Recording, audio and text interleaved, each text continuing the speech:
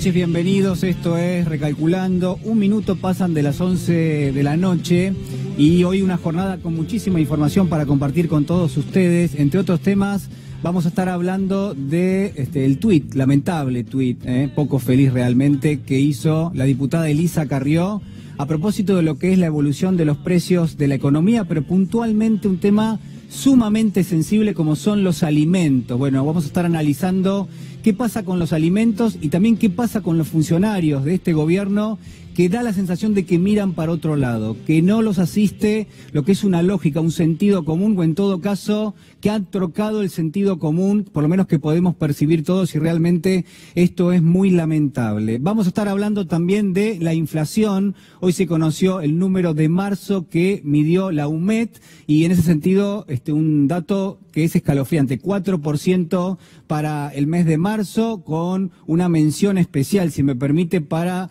los alimentos por un lado, los servicios públicos por otro. Bueno, en definitiva, lo que yo siempre digo que es una ecuación de la pobreza. Si en la Argentina suben los alimentos y suben los servicios públicos por encima del promedio de los bienes y servicios de la economía, bueno, está claro que en ese contexto afecta muchísimo más a quienes menos tienen en nuestro país. Pero, sin ninguna duda, el tema del día se traslada a la ciudad de Dolores. Allí el juzgado que está a cargo de Alejo Ramos Padilla, el juez federal, y que en el día de hoy tuvo, en principio, la asistencia del suspendido fiscal Juan Ignacio Vidone, que está imputado en la causa y que declaró ante el fiscal federal Juan Pablo Curi. Estamos en comunicación telefónica con Darío Villarroel, quien tiene los últimos detalles. Darío, ¿cómo estás? Muy buenas noches. Hola, Julián, buenas noches, ¿cómo te va? Un gusto y gracias por llamarme para contarte un poquito lo que pasó en Dolores.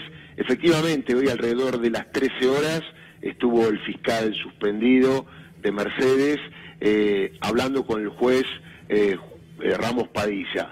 Él ya le manifestó, lo había adelantado en un escrito, que quería colaborar, que quería ser arrepentido, imputado, colaborador, como dice la ley, y estuvo declarando. Hay un tema técnico que, bueno, se lo tenemos que explicar a la audiencia. Según la ley del arrepentido, el imputado colaborador, hay un artículo del tercero de que habla de que las personas que tuviesen un cargo que para ser removidos tendrían que tener un juicio político, no pueden ser arrepentidos. Pero a su vez, en otro artículo más adelante, la ley habla de quiénes son esas personas que no pueden ser arrepentidos. Y no incluye la palabra fiscal, habla de senadores, habla de jueces, habla de ministros, pero no habla de fiscales. Y hay una cuestión técnica que habrá de tenerse en cuenta. No obstante, él ya está prestando declaración indagatoria.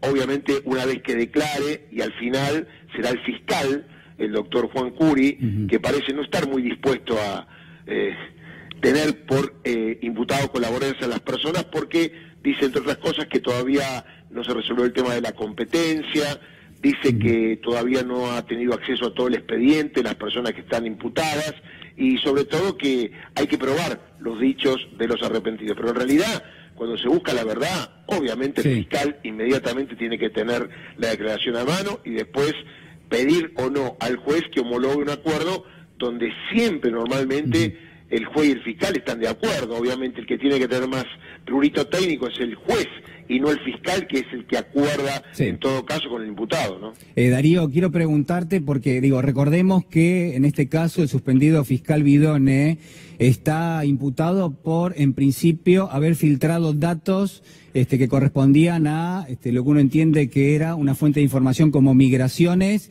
y ser utilizados esos datos por el falso abogado, llamémoslo de esta manera, Marcelo D'Alessio, para, entre otras cuestiones, llevar a cabo lo que son extorsiones. Esta es un poco la lectura que se hace. Ahí está, miembro de una asociación o de una banda que de alguna manera aportaba datos y en conjunto se dedicaban a cometer otro tipo de delito que puede ser, por ejemplo, extorsiones. Un dato contundente que por ahí todavía no trascendió es que Marcelo D'Alessio le pagaba al fiscal, de alguna manera, porque el fiscal le conseguía esos datos. Una cosa rara, porque uno supone que tendría que ser al revés. Digo, en realidad el fiscal no es monotributista ni mucho menos, así que tampoco le daba factura, pero quien obtenía dinero a través de la información que le daba el fiscal era el mismo fiscal, que también lo había reconocido. Entonces es una situación bastante complicada y sumándole, Julián, a esto, que es la primera vez en la historia argentina, mirá cómo será este caso, sí, que un fiscal quiere ser imputado colaborador, así que habrá que esperar en los próximos días el devenir, pero en Dolores hay una bomba a punto de estallar que tiene que ver con las declaraciones de los próximos días.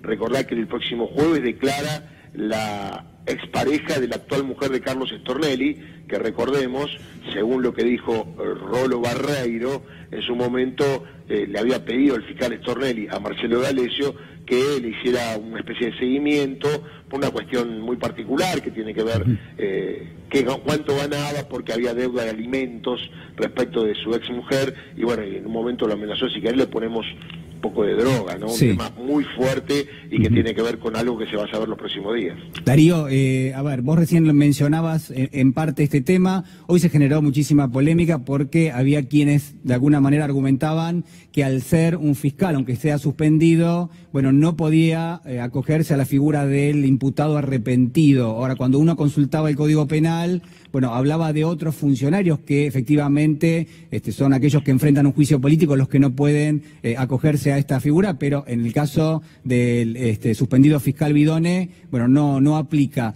Quiero preguntarte si en esa misma causa, en la causa D'Alessio Gate, existe algún otro pedido de acogerse a lo que es esta figura del arrepentido.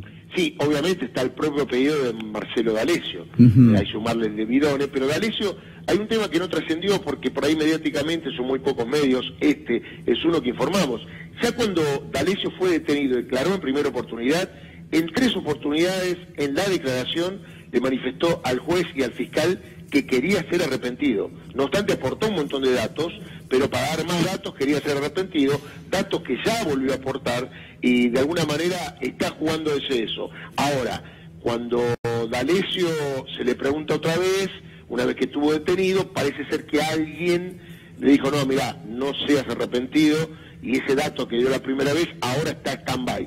Sí está el Rolo Barreiro, que es el otro agente de la AFI que figura en la asociación ilícita destinada a obtener este tipo de información, que también pidió ser arrepentido, y esto ya está más avanzado porque es acá donde hay un debate profundo entre el juez y el fiscal, repito, muy raro, porque en general el fiscal y el juez siempre van para el mismo lado, por un par de cuestiones técnicas que tienen que ver con pruritos del fiscal a efectos de pedir o no que el juez homologue un acuerdo de arrepentido, donde Barreiro ha dado ya un montón de datos que por suerte han sido corroborados por otras pruebas. Es decir, no es que recién los datos surgen.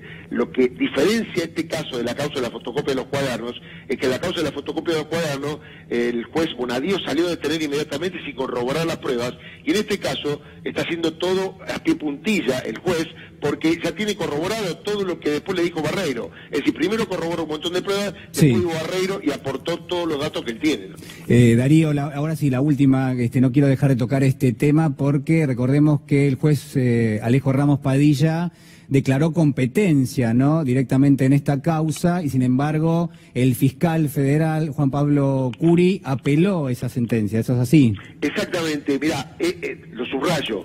Es muy raro que un fiscal, después de tanto tiempo de actuación, obviamente siga sosteniendo que es incompetente, porque no lo dijo de primer momento, lo dijo una vez que lo planteó alguna de las partes. Por ejemplo, Carlos Stornelli, que recordemos, es un fiscal que es par de Juan Curi, ¿no? Esto habla de un poco de sospecha en cuanto al proceder. No obstante, hoy apeló la resolución de Ramos Padilla, como corresponde, el fiscal corresponde técnicamente, y en un escrito de 20 carillas dice que en realidad no está resuelto el tema de la competencia para seguir adelante con el tema de los arrepentidos, y fundamentalmente lo que dice que los hechos ocurrieron en la capital federal, la mayoría de ellos, por lo que corresponde, para respetar al juez natural, que esto deba ser remitido a la capital federal. Pero bueno, ahora va a ser remitido a la Cámara Federal de Mar del Plata, que finalmente va a determinar si la competencia corresponde a Dolores o si la competencia corresponde a Comodoro Pi. Un último dato que no ha tenido mucha trascendencia.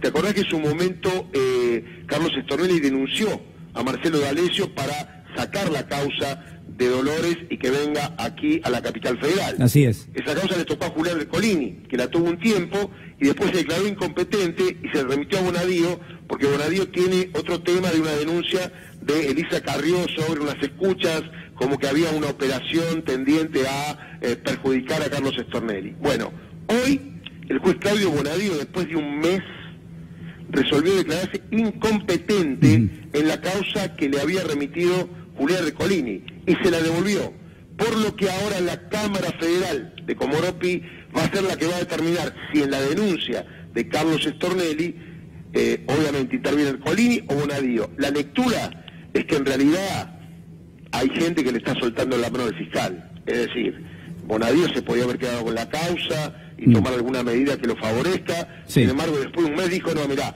la verdad estoy viendo bien todo esto, me parece que vos tenés que investigar a Ercolini y no yo, así que esto lo va a resolver ahora la Cámara Federal de la Capital Federal. Repito, la denuncia de Carlos Stornelli contra Marcelo D'Alessio. Darío Villarroel, muchísimas gracias por el contacto, ha sido muy amable.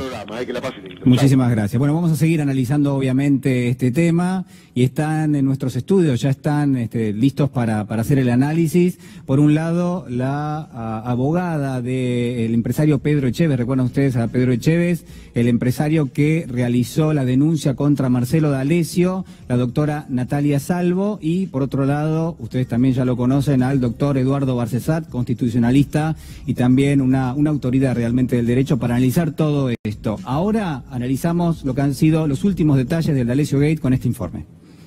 Los tiempos los marca Carlos, desde la playa, desde la mesita que es de él, donde está sentado, donde vos ya lo viste. Sí. No hay nadie más que vos, hoy en Argentina no hay nadie más que vos que sepa desde qué mesa, con qué celular operar.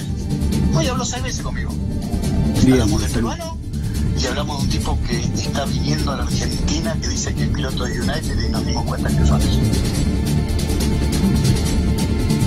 Encontraron esta noche una sábana colgada en el interior de la celda del ex agente de la AFI, Rolo Barreiro, que está detenido en una comisaría de Dolores. Se presume que puede ser un mensaje a Barreiro. La realidad es que, bueno, tal como nosotros lo veníamos avisando, tanto al fiscal como al juzgado, mantener las condiciones de detención de mi defendido, ya sea en cualquier establecimiento penitenciario, pone en riesgo su vida, y justamente es lo que está pasando. Una agencia paralela de inteligencia de la magnitud de la que se está investigando, en la Argentina no puede, ni en lugar del mundo puede funcionar sin que el Estado tenga conocimiento. Hoy llegó temprano a Dolores Gabriel Bouzat, el doctor Gabriel Bouzat, socio, antes que sea presidente de la Corte Suprema de Justicia, Carlos Rosenkrantz. Sí. Obviamente fue citado porque hay una carpeta que le exhibieron donde hay datos de Carlos Rosenkrantz y de Gabriel Bouzat. ¿Qué tipo que se quería matar? La cara, los ojos. Cuando el doctor Alejo Ramos Padilla le dijo, mire, esta carpeta estaba en la casa de D'Alessio cuando lo allanamos y yo le quiero hacer saber que los estaban investigando a usted y al presidente de la Corte Suprema de Justicia. En los audios ha trascendido, y esta información se ha trascendido de los medios, entre Stornelli y D'Alessio hablan de hacerle algo un poquito peor, como ponerle algo en la valija. Este es el diálogo que mantienen Stornelli y D'Alessio, refiriéndose a su cliente, doctor. Sí, a su apoderado. Eso lo leímos nosotros en los medios tal cual lo leyó todo el mundo. No tenemos más que decir lo mismo, o sea, no hay nada para agregar al respecto, no sabemos nada. La conclusión mayor es la que ya había venido quedando claro desde el momento que vino Ramos Padilla aquí, que es que no hay intervención de organismos públicos de inteligencia en la causa que está investigando el juez Ramos Padilla, que era realmente lo que nosotros nos debe preocupar, porque en definitiva nosotros lo que tenemos que velar desde la comisión bicameral es el control de la ley de inteligencia. Pero si uno viene siguiendo... ¿Cuánto de eso habrá en estas operaciones que ahora pero si uno viene siguiendo la saga, se va a dar cuenta que primero a D'Alessio lo conoció 1 o 2 veces y no sé qué cosa, después pasamos al segundo estadio donde fueron 4 o 5, después pasamos al tercer estadio donde ya no hablan de cantidades de veces que lo encontraron y cuántas veces participó de las decisiones. La realidad es que trabajaba con ella. Dicen quienes me cuentan, fuentes, cuando abrió la carpeta el doctor Bouzat y vio, imagínate vos o yo, que viajamos 4 veces en un año al exterior, que vio el horario de entrada al país, el horario de salida, el lugar donde estuvieron y por qué viajaron en ese periodo, dice que el doctor Bouzat se hizo para atrás y se preocupó. Realmente tememos por su seguridad y por la de su familia, porque por supuesto ustedes han dado y han escuchado por todos los medios de comunicación absolutamente todas las declaraciones que hizo el señor Barreiro, con lo cual ha puesto en riesgo tanto a él, su integridad física, como la de su familia.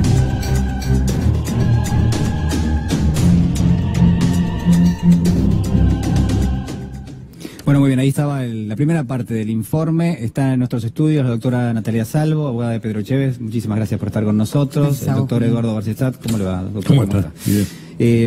Doctora Salvo, quiero preguntarle primero cómo está de salud anímicamente Pedro Chévez, en función de lo que había trascendido en algún momento, que era que afrontaba un momento bastante complicado desde lo anímico, sobre todo, ¿no? Desde lo anímico sigue lamentablemente en la misma situación, sobre todo porque ha atravesado momentos de extrema ciclotimia producida de alguna manera por los sucesos que están aconteciendo acá, con la causa, con las implicancias políticos y judiciales y mediáticas que tiene, y sobre todo al advertir que, bueno, que su denuncia fue de algún modo la punta del iceberg que desató o que puso en claro esta organización paraestatal y estatal. Claro, también. Uno tiene que entender eso, ¿no? Que a partir de esa denuncia un temor muy grande. Se empieza a abrir lo que hoy parece ser, en principio, bueno, vamos a ver cómo prosiguen las investigaciones, pero en general parece ser una red de espionaje ilegal o paraestatal.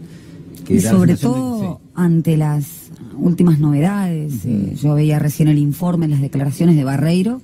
Sí, ¿qué le parecen las declaraciones de Barreiro? Y es muy grave, porque hasta ahora se venía advirtiendo que esta persona D'Alessio, que primero han tildado de loco o de irrelevante, o alguien que no estaba en su juicio o en uso de sus facultades mentales, de repente tenía o facultades adivinatorias o decía efectivamente lo que iba a suceder, o tenía en su poder hasta sentencias judiciales que iban a recaer.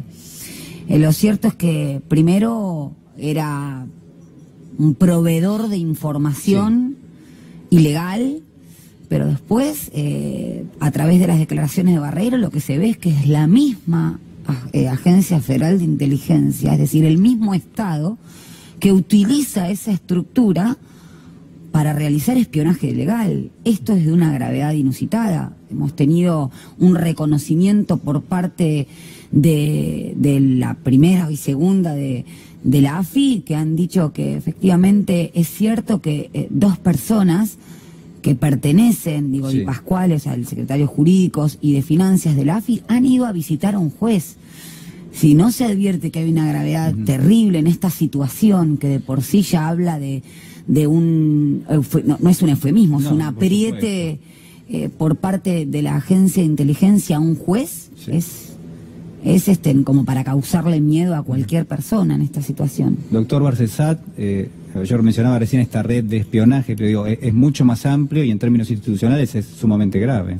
Bueno, yo creo que estamos frente a un enorme témpano, que tiene ahora 1/3 visible, y como todos sabemos hay 2/3 sumergidos, ¿no? Que va a haber que sacarlos a la luz para estallar este témpano de podredumbre institucional. Y creo que lo que está avanzando, por de pronto el tramo Fariña, que se ha develado que el señor ministro de Justicia, Derechos Humanos y Pluralismo Cultural, quebrantando la taxativa prohibición que tiene la Constitución Nacional en su artículo 109 para que el Ejecutivo tome injerencia en causas en trámite o restablezca la fenecida, bueno, ahora queda evidente que es un hombre que ha violado el texto constitucional, no ha renunciado hasta acá, tampoco pareciera que haya habido alguna respuesta tipo pedido de juicio político respecto del ministro Garabano. Yo creo que es inocultable el grado de deterioro como para que después de estas revelaciones confirmadas, con prueba objetiva y material incontestable, siga en ejercicio del cargo de ministro. Bueno, hoy le consultaban a propósito de este tema y el ministro decía es poco serio y no, obviamente no claro que es poco opinión. Serio, lo de él es poco serio. Eso es lo que es poco serio, no la noticia. La noticia evidentemente tiene ya una materialidad que no puede ser destruida. De modo que estamos asistiendo a la verdadera muestra de lo que pensaban e hicieron respecto del Estado de Derecho, de la República y de las instituciones, y cómo han instrumentado al Poder Judicial de la Nación y a su otro brazo armado, que es el Consejo de la Magistratura, para orquestar esta dependencia instrumental de todo el Poder Judicial, particularmente el federal, respecto de las directivas del Poder Ejecutivo Nacional, y cómo los jueces independientes han sido o removidos o están siendo atacados, ¿no? Como es el caso ahora del doctor Ramos Padilla, que si bien afortunadamente la puja de fuerzas no le permite al Poder Ejecutivo avanzar en el pedido de juicio político porque ya es demasiado hediondo, diría. Pero lamentablemente jueces valiosos como Rosanqui y Freiler fueron apartados de la función judicial por este embate contra los jueces independientes, de modo que creo que a medida que la investigación avance vamos a ir conociendo los otros tramos de estos 2 tercios todavía sumergidos, pero hoy sabemos que hay algunos que nunca más van a ocupar cargo en la función pública por estos delitos que están cometiendo. Y esto abarca no solamente al ministro, abarca a diputados, la diputada Carrió, sus secuaces. Bueno, faltan como 2 o 3 discos rígidos, ¿no? En definitiva, y faltan 2 o 3 discos rígidos, efectivamente, y evidentemente lo que esto va a develar es enorme. Pero ya ahora se puede preanunciar que toda la fantochada de decir que este era un operativo de los presos K, etcétera, por la sola correlación de fechas, demuestra que era una fantochada de los diputados que hicieron esa denuncia y esa presentación empleando materiales mal habidos, y en esto yo creo que la Corte podría emitir una acordada, debería emitir una acordada donde le recuerde a los jueces, con eso bastaría, que las pruebas en los procesos penales tienen que ser bien adquiridas, que no pueda haber fruto del árbol venenoso. Claro, usted dice el espionaje que se hace con las escuchas ilegales, supuesto, y el material que a veces no se usa en unas causas que en definitiva terminan en otras manos, ¿no? Y eso también apuntaría a los arrepentimientos, entre comillas, en la causa de los cuadernos,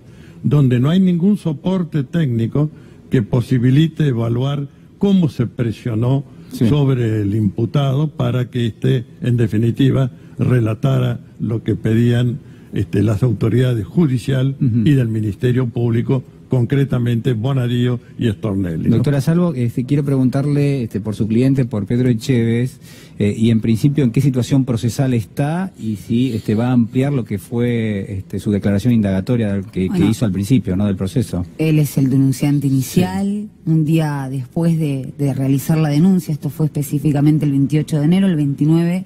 él se constituye como querellante, lejos de lo que dijeron en su momento, con mucha irresponsabilidad política. La diputada, por ejemplo, Elisa Carrió, Oliveto. Se lo atacó, ¿no? Se lo atacó en algún momento. Que se hablaba de una operación política sin más, sin advertir que efectivamente era una denuncia judicial. Las denuncias judiciales acreditan o no los hechos que uno manifiesta inicialmente. A todo evento se investigará la existencia o no de un delito.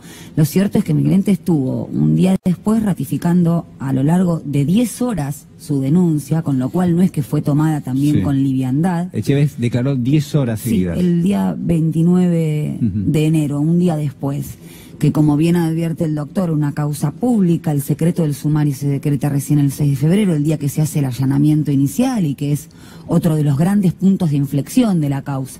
Allí se incautan muchos dispositivos informáticos, teléfonos, de donde surgen pruebas, como se dicen, no contaminadas, que abren el espectro y amplían incluso el objeto de investigación. Pero actualmente Pedro ha sido citado nuevamente a prestar declaración testimonial.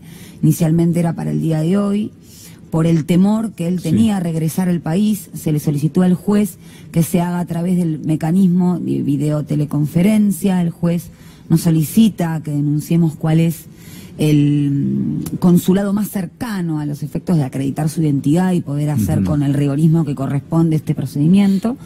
Y fundamentalmente lo que alegamos, además como una cuestión de segundo orden, el tema de salud, es el miedo que tiene a regresar al país, teniendo en cuenta que son los mismos organismos del Estado.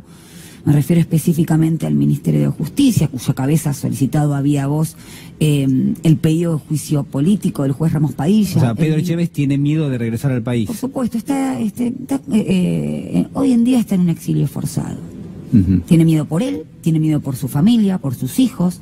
Han entrado a la casa del hijo, se ha hecho la denuncia correspondiente, se le ha violado la correspondencia, es decir, muestras acabadas de que se está pretendiendo atentar contra su integridad y por sobre todas las cosas que es el mismo Estado que en vez de dispensarle la protección correspondiente, no solamente declamativamente, ¿no?, sino que es que se lo ataca de manera artera a través de sus representantes políticos y no se le brinda la protección correspondiente. Hemos tenido altos representantes de carteras ministeriales diciendo que se trataba con una liviandad pavorosa de una operación política. Creo que lo que se intenta es partidizar una situación que a todas luces es de un gran riesgo y de deterioro institucional. Si acá efectivamente existe una grieta, si quieren hablar efectivamente de la existencia de una grieta, es entre los que creen en el Estado de Derecho y entre los que no creen en el Estado de Derecho y lo intentan socavar. Luego en el Estado de Derecho, asegurando los derechos y las garantías correspondientes, se pueden dar las discusiones políticas pertinentes. Ahora, sin el Estado de Derecho y con un eufemismo de Estado de Derecho es imposible. Le autorizaron a Echevez que lleve a cabo esta declaración a través de una teleconferencia. Sí, nos han solicitado justamente que denunciemos cuál es el consulado más cercano para cuándo va a ser. Para poder, no han determinado fecha. Todavía no hay fecha. Sí. Doctor Bacesat, le voy a mostrar en un minuto nada más lo que es la segunda parte de este informe. Usted hacía referencia recién a la reunión entre Leonardo Fariña, Giselle Robles, la abogada, la ex abogada de Leonardo Fariña, y el ministro Garabano. Bueno, lo vemos y inmediatamente lo analizamos, si le parece. ¿Cómo no? No nos olvidemos que tenemos a la Argentina un fiscal en rebeldía. Él tiene que ejercer su defensa, pero no tiene que tener esta actitud de rebeldía, porque eso efectivamente da un mal mensaje. El mensaje no es bueno a la sociedad, confunde. Hubiera sido bueno que el fiscal se presentara como se presenta cualquiera cuando a uno lo cita en indagatoria. Fariña es un hombre desaprovechado. Desaprovechado en el sentido... Tiene un talento superior y un conocimiento y una velocidad mental. Es una computadora. Se presentó a declarar la ex abogada de Leonardo Fariña, de este señor, del supuesto arrepentido de la ruta del dinero acá. ¿Qué aportó? Giselle Robles. Bueno, lo vemos. Apuntó directamente contra Leonardo Fariña y confirmó que este señor se juntó en el despacho del ministro de Justicia, Germán Garabano. En la reunión se acuerda lo que Fariña tenía que decir, que se involucrara a Cristina Fernández de Kirchner en la ruta del dinero acá. Cristina sabía, Devido sabía, Echegaray sabía, Esbatella sabía, todos sabían.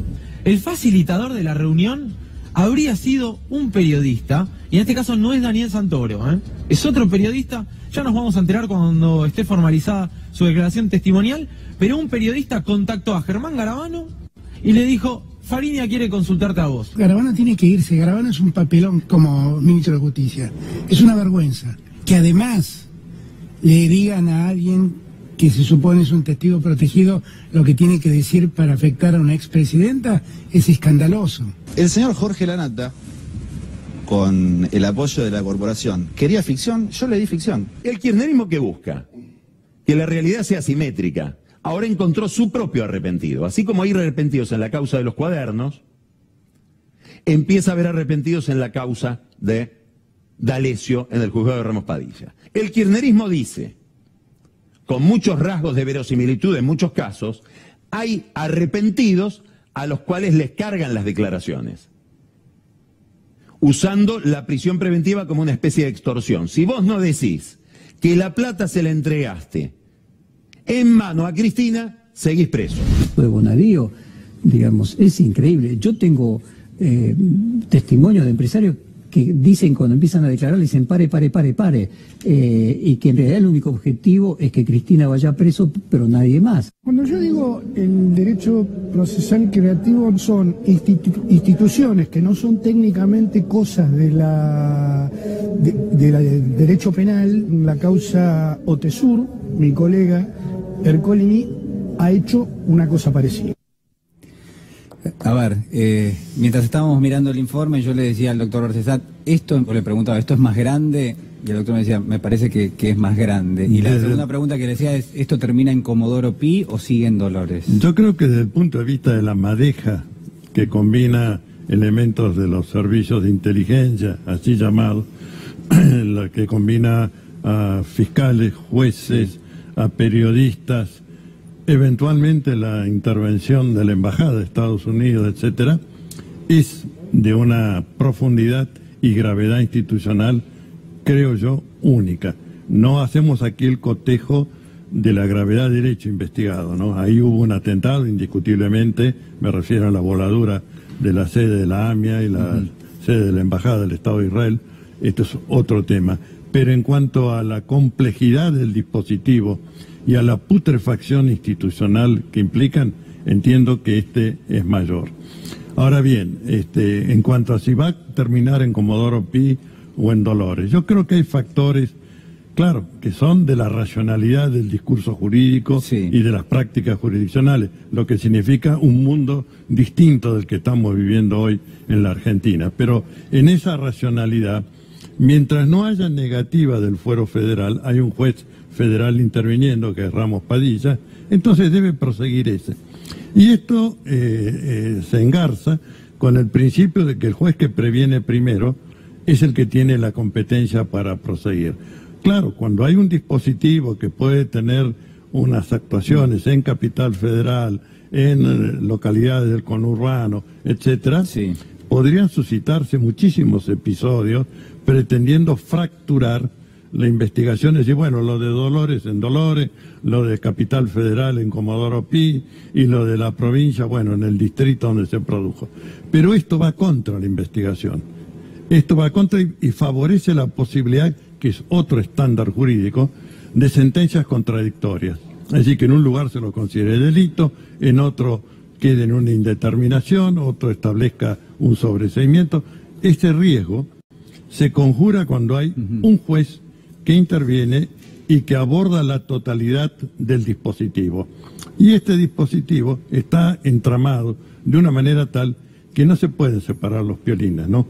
Acá necesitamos una investigación centralizada, única en un juez, y en este caso, el que previno primero y tenía incuestionablemente competencia territorial cuando arrancó por el caso del empresario Pedro Echeve, entonces ese es el que debe seguir, y en esto creo que la jurisprudencia de la Corte Suprema acompaña esa centralidad de la investigación cuando efectivamente el dispositivo es enorme y por supuesto tiene implicancias territoriales diversas. Fracturarlo es perder la unicidad y centralidad de la investigación que requiere la causa penal, ¿no? En 30 segundos, doctora Salvo, ¿cómo sigue ahora el proceso? Usted decía, Pedro Echeve va a llevar adelante lo que es una videoteleconferencia desde el lugar donde está en este momento. Está descartando regresar al país, él no va a regresar al país. ¿Cuáles son los contactos que tiene? Tiene su familia, en principio, cerca de él, ¿no? ¿Eso es así? Sí, tiene su familia cerca de él. Lo descarta por las razones que te mencionaba recién. Lo descarta porque la amplificación que ha tenido la denuncia, los denunciantes, los nuevos casos. ¿Él pensaba que esto era así, digamos, que podía derivar en todo esto? Nosotros, cuando adjuntamos el material fílmico, los audios que implicaban al fiscal Stornelli, habíamos aludido la llegada que tenía el poder político, mediático, judicial de Alessio. Lo cierto es que se replica o se reedita la misma práctica que establecieron respecto de Pedro en relación a otros casos. Hemos visto con el caso que está, en donde también está procesado D'Alessio y que tiene el juez Rodríguez, Gabriel Traficante. Bueno, hay un fiscal en donde por las declaraciones de Barreiro, incluso cobraba por proveer información sensible de carácter público. El fiscal Juan Ignacio Vidone. En relación a mi cliente también. O sea, es muy grave. Se va a seguir recabando información, la causa sigue en etapa de instrucción y resolviéndose la cuestión de competencia, que adhieron todo a lo que decía el doctor recién. Doctora Salvo, doctor César, muchísimas gracias. No, gracias. Muchísimas gracias. Pasamos a otro tema. Obviamente, la jornada, uno de los datos más fuertes, más duros, la inflación del mes de marzo, medida por la UMED del 4%, y además toda una discusión que vamos a estar dando en minutos nada más, de qué pasa con los alimentos y por qué el gobierno mira para otro lado. Quédese porque hay un tuit que hizo hoy Elisa Carrió que ha dado muchísimo que hablar. Ahora el informe. Esta Argentina que estamos construyendo va en serio. Cuesta, claro que todo lo que es para siempre, todo lo que vale la pena cuesta.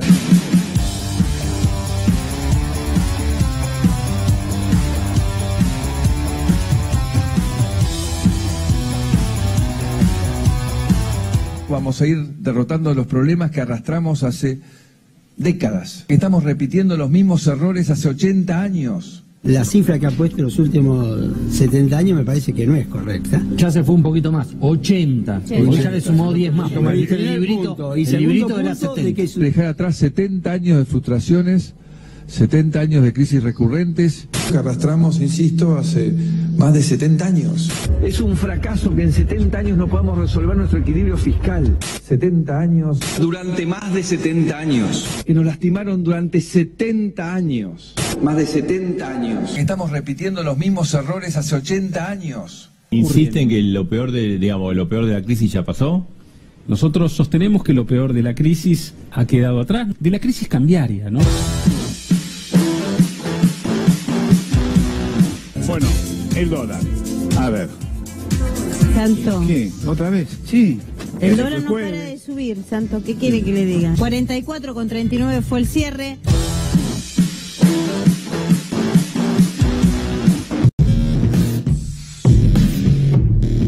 Nosotros sostenemos que lo peor de la crisis ha quedado atrás, de la crisis cambiaria, ¿no? La Argentina. Un pedido de waiver o un perdón al Fondo Monetario Internacional por no haber cumplido las metas. Nuestro hijo hace algo malo y tú quieres ignorarlo. Pero March, mira esa expresión del perrito regañado, él ya entendió. Hay que darle dinero. Hay que darle dinero. Melconian, está difícil la cosa, ¿eh? ¿Vos qué decís, que no recibieron al principio de este periodo la información suficiente? No, yo ya he hecho público mi opinión en términos de que a la sociedad le tendríamos que haber explicado un doble problema. Primero, que recibimos una herencia que fue basta con la herencia, de lo querido, peor, claro, de lo peor, claro, de lo Bueno, 70 años, 80 años, póngale lo que quiera, el gobierno va cambiando los argumentos. Lo que no cambia en este caso es la participación de Elisa Carrió en todo esto y cómo frecuentemente Elisa Carrió trata de tomarle el pulso al gobierno y trata de salir a veces a cambiar un poco lo que es la agenda temática. Hoy claramente, y en los últimos días la vimos, Elisa Carrió tratando de focalizar en lo que es la evolución de los precios de los alimentos, pero yo le diría casi en una forma totalmente banal. ¿Por qué? Porque se trata de un gobierno que ha dejado sistemáticamente subir los alimentos sin supervisión alguna, que ha desarticulado prácticamente el programa de precios cuidados y que hoy sale, en principio, entre comillas, déjenme decirle así, a tratar de instrumentar algunas herramientas. Pero ¿qué fue lo que hizo hoy Elisa Carrió que llamó tanto la atención, por decirlo en términos elegantes? Hizo esto. Fíjese el tuit que durante la tarde hoy Elisa Carrió dio a conocer. Claro, uno no lo podía creer, pensaba que era lo que se llama un fake, es decir,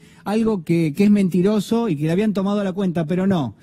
Los precios más bajos son inalcanzables para los viejos como yo, y ella misma hace un recorte de un tuit viejo donde aparecía de la misma manera, bueno, en este caso, la fotografía de Elisa Carrió prácticamente en la base de la góndola, de una góndola de supermercado, en un contexto, a ver, uno tendría que tomarlo con humor, pero a mí, yo me niego a tomarlo con humor, perdónenme. ¿Sabe por qué? Porque tenemos un país donde hay 13 millones de personas que son pobres, que no llegan a pagar una canasta básica prácticamente, y la evolución de los alimentos que es sumamente preocupante. Y déjeme, no sé, yo estaba haciendo algunas cuentas, las hacía fuera del aire, estábamos con Gustavo Silvestre, y yo le digo, mirá, Gato, le digo, hagamos la cuenta de la leche. La leche, ¿cuánto le sale a una familia que consume 2 litros de leche por día? Bueno, le sale algo así como 2.800 pesos por mes, nada más que comprar 2 sachets de leche por día.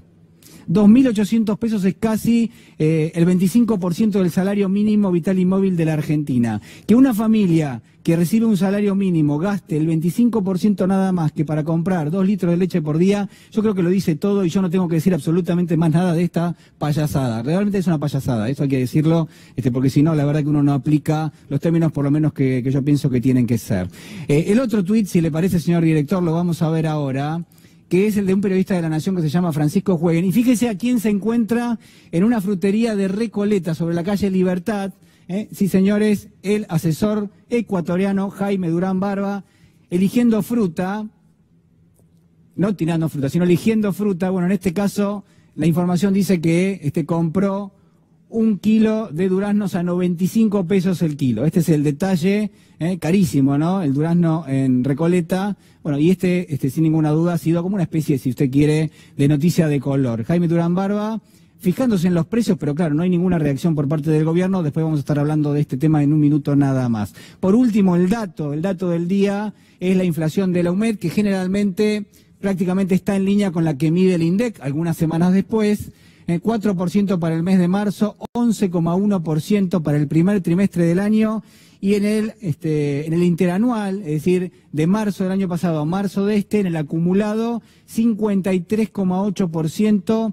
A ver, que es el dato más alto de inflación interanual desde el año 1991. Es realmente alarmante. Por eso digo, la verdad que no era un día para que Elisa Carrió salga a mofarse de quienes no pueden comprar un alimento.